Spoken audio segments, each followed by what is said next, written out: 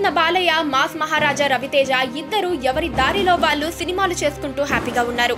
మరి ఈ ఇద్దరికి గొడవేంటి? అసలు వార్నింగ్ ఇచ్చేంత వార్ ఎందుకు జరిగింది అని అనుకుంటున్నారా? అది జరిగింది ఇప్పుడు కాదు, దాదాపు 10 ఏళ్ల కిందట. అప్పట్లో ఇదో సంచలన ఇష్యూగా నిలిచింది. అప్పట్లో ఏకంగా బాలయ్య రవితేజని కొట్టాడని, అందుకే రవితేజ చాలా రోజులు బయటకి రాలేదనే వార్త హల్చల్ చేసింది. ఆ తర్వాత ఒక ప్రెస్ మీట్ లో డైరెక్ట్ గా ఇదే క్వశ్చన్ ఎదురైతే అలాంటిదేమీ లేదు అని ఏదో ఉందనిపించే స్టైల్లో చెప్పి తప్పించుకున్నాడు రవితేజ. అయితే అసలు అప్పుడు జరిగిన గొడవకి అసలు కారణం ఒక హీరోయిన్.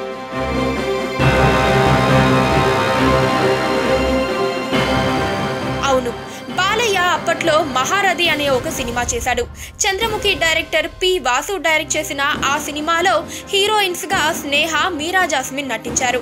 అయితే ఆ సినిమాలో నటించడానికి ముందు ఒప్పుకున్న మీరా జాస్మిన్ తరువాత కుదరదని చెప్పింది. చేతిలో ఏ సినిమాలు లేకపోయినా, డేట్స్ లేవని రకరకాల వంకలు చెప్పడంతో డైరెక్టర్ కంఫర్ట్ ముఖ్యమని భావించే బాలయ్య రంగంలోకి దిగి ఆమెని మీట్ అయ్యి అసలు విషయం ఏంటని నిలదీశాడట. దాంతో ఆమె సినిమా ఒప్పుకోకపోవడానికి అసలు రీజన్ చెప్పిందట. ఆ అసలు రీజన్ ఏంటంటే, భద్ర షూటింగ్ టైంలో రవితేజ బాలయ్య గురించి, ఆయన మెంటాలిటీ గురించి చెప్పి భయపెట్టాడని, అందుకే మీరా జాస్మిన్ నో చెప్పిందని తెలిసింది. అందుకే ముందు మీరా జాస్మిన్ ను కన్విన్స్ చేసి సినిమా చేయడానికి ఒప్పించిన తరువాత రవితేజని పిలిచి చాలా స్ట్రాంగ్ వార్నింగ్ ఇచ్చాడట బాలయ్య. అప్పుడప్పుడే కెరియర్ లో సెటిల్ అవుతున్న రవితేజ మారు మాట్లాడకుండా సారీ చెప్పి వెళ్ళిపోయాడట.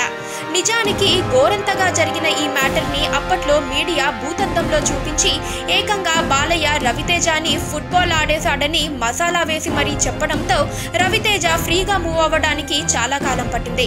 ఇలా అప్పుడప్పుడు నోటి మీద కంట్రోల్ లేకపోవడం వల్ల సెలబ్రిటీలు సైతం ఇబ్బంది పడాల్సిన పరిస్థితి వస్తుంది.